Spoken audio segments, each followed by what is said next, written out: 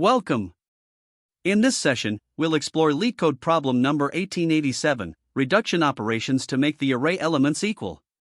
This problem challenges us to compute the minimum number of operations required to make all elements in an array equal. Let's dive into the problem, break it down step by step, and uncover the optimal solution. Here's the problem we're tackling. You're given an integer array called nums. The goal is to make all the elements in this array equal.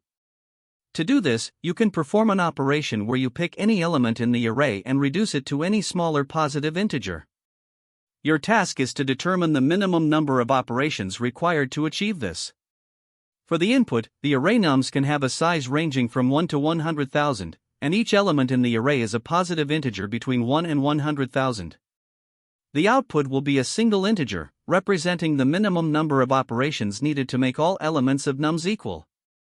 Let's look at some examples to clarify the problem further. In the first example, the input is nums equals 5, 1, 3. The output is 3. Here's how we get that result. First, we reduce the value 5 to 4, so the array becomes 4, 1, 3. Then, we reduce 4 to 3, making the array 3, 1, 3. Finally, we reduce one of the 3's to 1, resulting in 1, 1, 1. Altogether, it took 3 operations to make all the elements equal. In another example, if nums equals 1, 1, 1, the output is 0 because all elements are already equal, so no operations are needed. Now consider the third example where nums equals 1, 1, 2, 2, 3. The output is 4. Here's the step-by-step process. First, reduce 3 to 2, so the array becomes 1, 1, 2, 2, 2. Then, reduce one of the 2's to 1, resulting in 1, 1, 1, 2, 2. Next, reduce another 2 to 1, giving 1, 1, 1, 1, 2. Finally, reduce the last 2 to 1, making the array 1, 1, 1, 1, 1. In total, it took 4 operations to make all elements equal. This example highlights how reducing larger elements step by step can minimize the number of operations required. Let's examine the constraints and edge cases to keep in mind. The array nums can have up to 100,000 elements, and each element can be as large as 100,000. This means the solution must be efficient to handle large inputs. For edge cases, if the array has only one element, such as nums equals x, the output is 0 since all elements are already equal. Similarly, if all elements in the array are the same, no operations are needed. Another critical scenario is when the array contains large values, like nums equals 100,000, 99,999, 1. Here, the solution must handle a high number of operations efficiently. Additionally, arrays with repeated values, such as nums equals 2, 2, 2, 3, 3, require careful tracking to avoid redundant operations. These considerations will guide us in formulating an optimal approach to solve the problem. To solve LeetCode problem number 1887, we need to determine the minimum number of operations required to make every element in the array equal. One possible approach is the brute force method. In this approach, we simulate each reduction operation explicitly. For every element in the array, we reduce it step by step until it matches the smallest element. We then count how many operations are required and repeat this process for all elements until the array becomes uniform. However, this method is computationally expensive. The time complexity can reach n squared, or worse, as we may end up iterating over the array multiple times for each element. The space complexity is 1, as no additional data structures are needed. Despite being straightforward, this approach is not feasible for larger input sizes, such as arrays with up to 10 to the power of 5 elements, since it wastes a lot of computation by simulating each operation individually instead of finding a more efficient way to calculate the result. To address the inefficiency of the brute force method, we turn to an optimized approach that leverages sorting. The key insight here is that the problem can be simplified by focusing on the hierarchy of unique values in the array. When the array is sorted, identical elements are grouped together, and we can process each unique value sequentially. The intuition behind this method is that reducing all larger values to a smaller value involves a cumulative count of operations. Here's how it works. First, we sort the array in ascending order. Then, as we traverse the sorted array, we calculate the number of operations required to reduce all larger values to each unique value.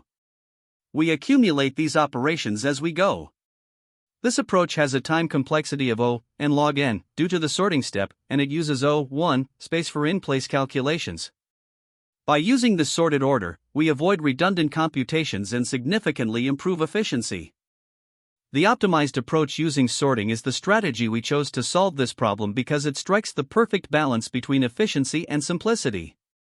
The key realization here is that the problem doesn't require simulating each individual reduction. Instead, it can be broken down into counting the reductions needed for each unique value in the array. Sorting the array is a critical step, as it groups identical values together and allows us to process the unique values one by one. This avoids unnecessary repetition.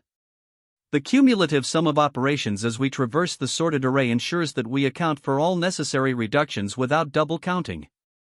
Compared to the brute force method, this approach avoids the inefficiency of repeatedly iterating over the array for each reduction. While sorting does introduce an O n log n overhead, it is far more scalable and well suited for input sizes as large as 10 to the power of 5. This makes the chosen strategy both practical and optimal for the given constraints. This method simplifies the problem by focusing on the unique values in the array and leveraging sorting to streamline the calculation of operations. By doing so, it ensures both correctness and efficiency, making it the best choice for solving this problem. It avoids the pitfalls of the brute force approach and provides a clear, systematic way to determine the minimum number of operations. The combination of logical clarity and computational efficiency makes this approach ideal for handling the problem's constraints and achieving the desired result effectively. To solve this problem, we need to determine the minimum number of operations required to make all elements in an array equal. The key operation here is that you can choose any element in the array and reduce it to one of the smaller elements. To approach this efficiently, the first step is to sort the array in ascending order. Sorting helps us structure the problem by grouping identical elements together and provides a clear view of how larger elements relate to smaller ones. For example, if our input array is 5, 1, 3, 1, sorting it gives 1, 1, 3, 5. This allows us to focus on reducing each number to the smaller unique values that come before it, without needing unnecessary comparisons. Sorting is thus a foundational step in simplifying the process and enabling an efficient solution. Once the array is sorted, the next step is to calculate the number of operations required. For this, we use two variables, operations, which keeps track of the total number of operations, and current_operations, which accumulates the number of operations required as we move through the array. We then iterate through the sorted array starting from the second element. The reason we skip the first element is that it's already the smallest and doesn't need to be reduced. At each step, we check if the current element is different from the previous one. If it is, we increment current_operations by 1, because reducing larger unique elements requires cascading reductions. We then add the value of current_operations to operations, accumulating the total cost of these reductions. This approach ensures that we efficiently account for the operations needed without repeatedly recalculating for each element.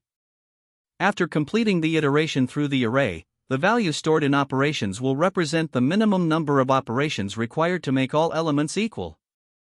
This is our final result, which we return as the solution.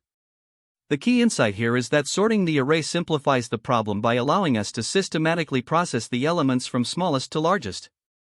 Larger elements can only be reduced to smaller ones that appear earlier in the sorted array, which eliminates the need for nested loops or complex comparisons. Additionally, using a running counter like current_operations helps avoid redundant computations, as we incrementally build the total number of operations required with each unique value encountered. This makes the algorithm both intuitive and efficient. The idea of cumulative operations is central to this algorithm.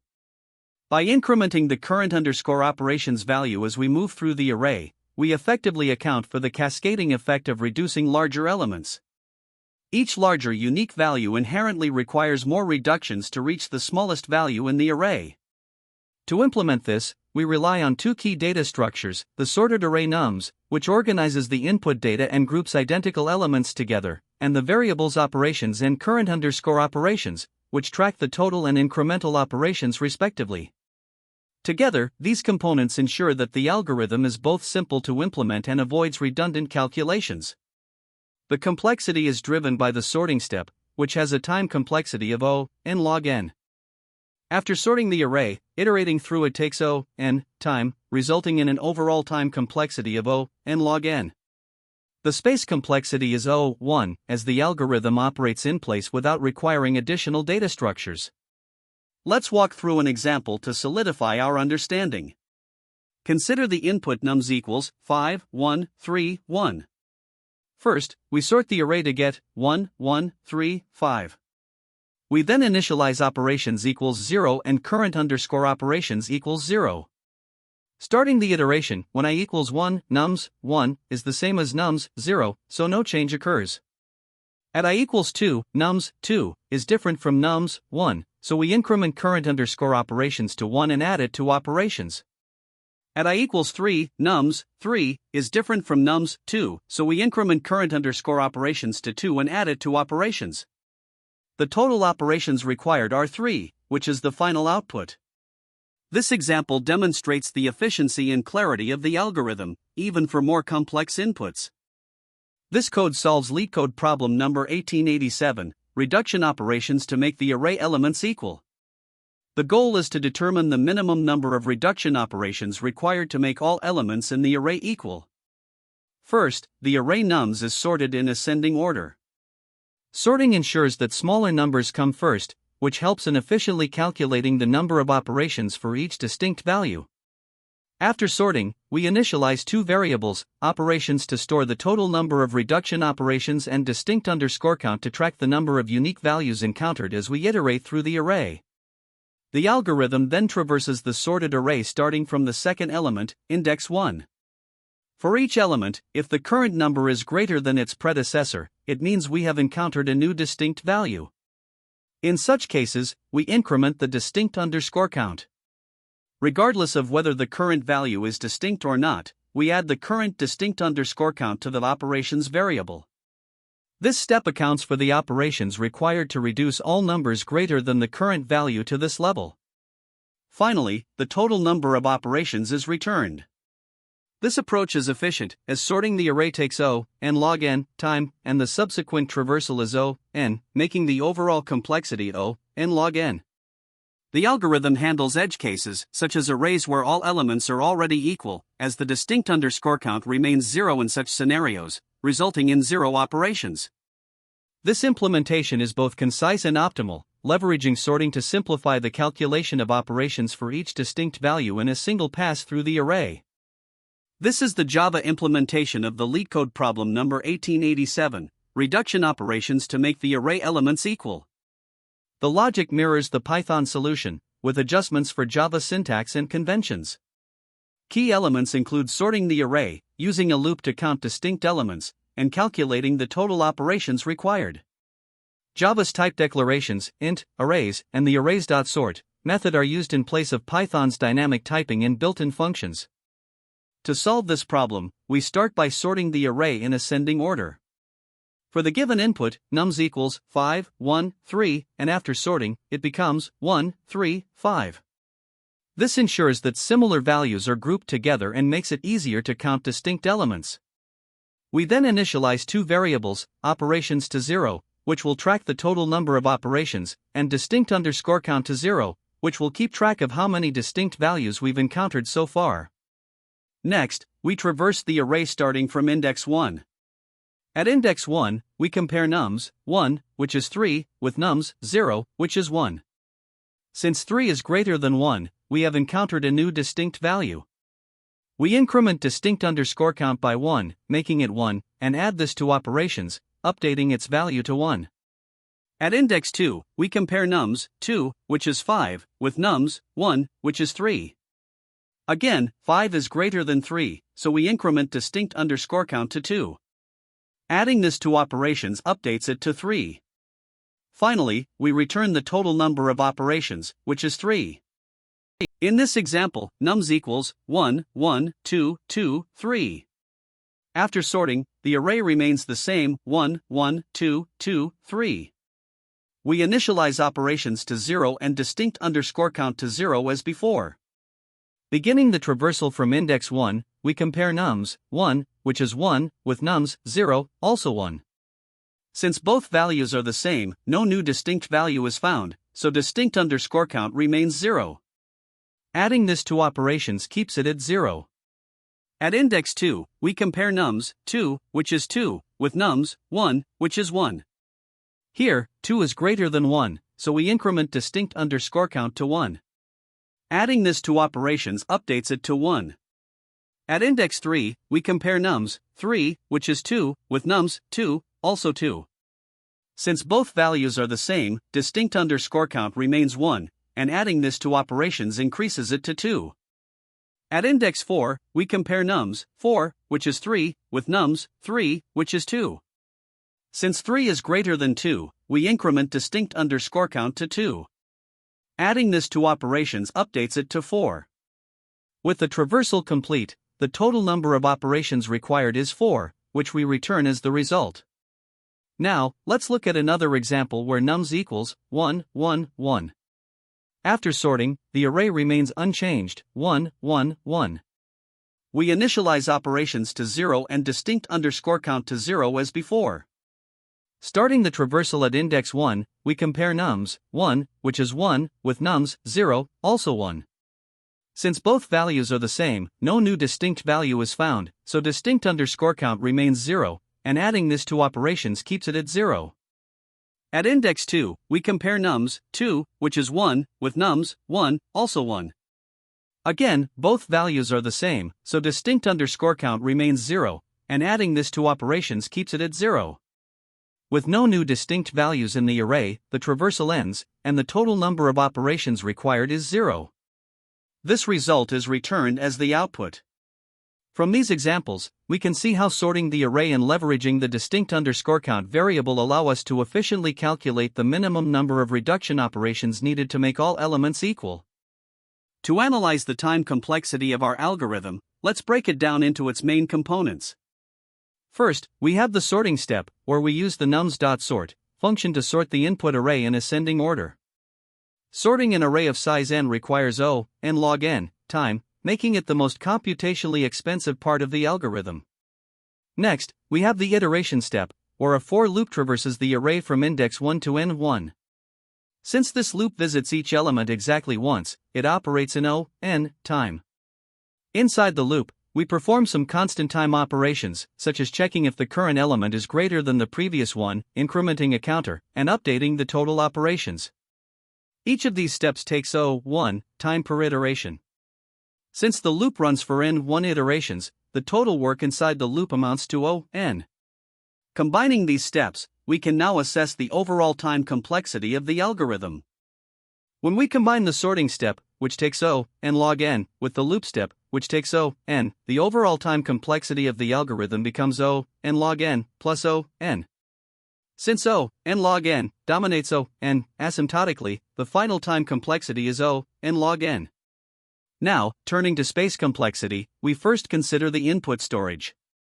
The input array nums is stored in memory, which requires n space. Next, the sorting operation may use additional memory for its internal implementation. For instance, timsort, which is commonly used in Python, can require n auxiliary space in the worst case.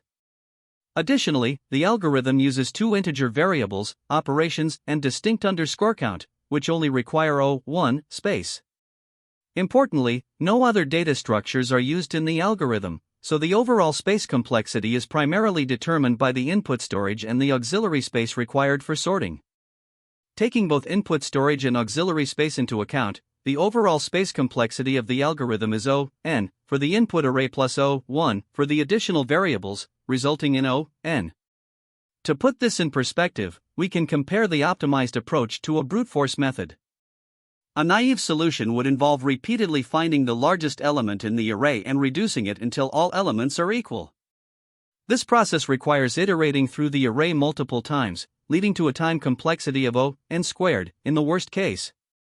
In contrast, the current solution leverages sorting and the number of distinct elements to optimize the process.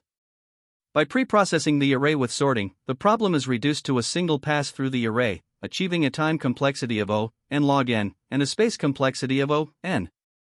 This makes the optimized approach significantly more efficient than the brute force alternative. Finally, let's consider the best, average, and worst-case scenarios for this algorithm.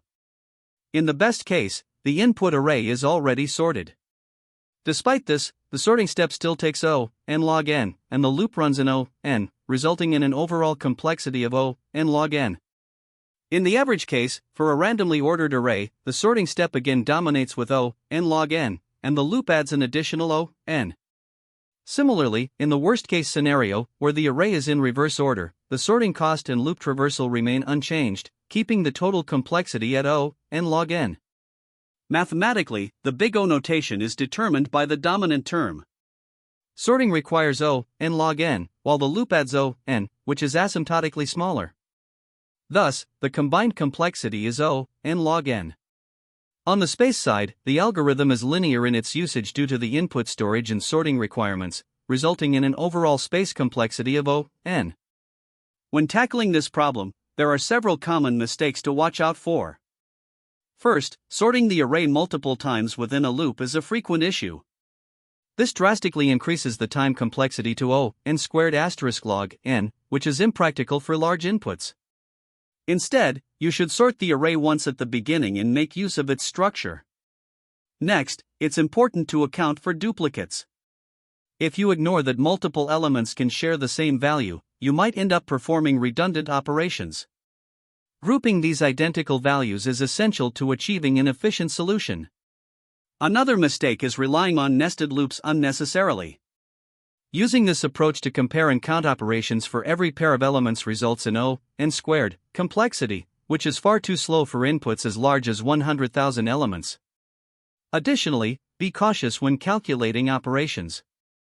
A common error is summing operations cumulatively from the smallest value, rather than iteratively reducing from the largest values. This leads to incorrect results. Lastly, make sure to fully understand the problem statement. Some misunderstand the term reduce and think it means equalizing all values, which is incorrect. The operations are strictly about decreasing values to match smaller ones, so ensure your approach aligns with this requirement. Now, let's consider some insights that are particularly helpful in interviews. The key idea behind this problem is to sort the array and leverage the ranking of the elements. Once the array is sorted, you can process it in reverse order to efficiently calculate the total operations needed. During interviews, it's also a good idea to ask clarifying questions.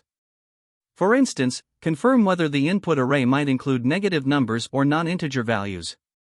This ensures you're making valid assumptions about the data. Another important aspect is optimization. Always look for ways to minimize redundant calculations. In this case, sorting the array once and then traversing it linearly is the optimal approach. Be sure to test your solution against edge cases as well. For example, consider arrays where all elements are identical, which requires 0 operations, or arrays that are already sorted. Arrays with only 2 distinct values are also worth checking to ensure your solution is robust. Finally, this problem has connections to other challenges on LeetCode. For example, problems like minimum deletions to make character frequencies unique or minimum number of arrows to burst balloons share similar themes of optimization and efficient processing, making them great resources for additional practice. Let's explore some alternative approaches to solving this problem. The most efficient method is the sorting and reverse traversal approach. Here, you sort the array first, then traverse it in reverse to calculate the cumulative operations. This has a time complexity of n asterisk log n, and is optimal for large inputs. The trade-off is that sorting requires some additional memory, but it significantly reduces unnecessary calculations. Another option is using a hash map to count the frequency of each number. Once you have the frequencies, you can process the unique values in sorted order. This reduces the sorting step to only the unique values, which can save time in certain scenarios. However, managing the hash map adds its own overhead, so it's a trade-off to consider. Finally, there's the brute force approach, where you compare every pair of elements to calculate the required operations. While this method is simple to implement and easy to understand, it's highly inefficient with a time complexity of n squared. This makes it unsuitable for larger inputs, but it can be useful for small-scale examples or as a conceptual starting point. Each approach has its merits, but for competitive programming or interviews, the sorting and reverse traversal method is the clear choice. Great job! We explored the optimal approach for solving this problem, discussed its time and space complexities, and highlighted key takeaways. Thank you for joining me. Be sure to practice similar problems and keep improving. See you in the next session. That's the end of this tutorial. I hope you found this explanation helpful for understanding the solution to this LeetCode problem. If you enjoyed this content, please consider subscribing to the channel for more coding tutorials and solutions. Feel free to leave a like if this video helped you, and don't hesitate to comment with any questions you might have. Thanks for watching, and happy coding!